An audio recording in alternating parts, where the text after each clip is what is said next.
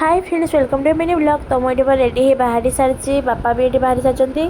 आम आसी पहुँचीचु यूनिवर्सिटी सामने कहीं आज थी मोर एडमिशन हेल्ले कौन कर भाग्य ही खराब। एत जोर वर्षा भी होची, पुणी स्ट्राइक होता तो से तो एडमिशन हो पारानी।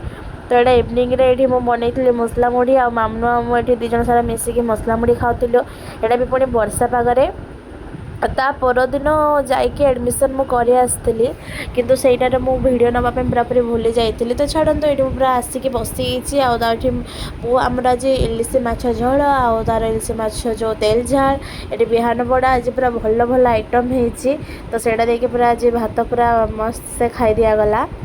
तापर इवनिंग रे गोटे नुआ रेसिपी बनई सुजी रे। तो यहाँ मामू भाभी केक तो सेटा कौन से काटियो बोली आ जहाँ कला बाप रे बाप। ता परदिन भाई ये आम गणेश जो थे भसैयापाई नहीं ये भाई सागर स्कूटी जाकि से ठाकुर को भसई दी आसला।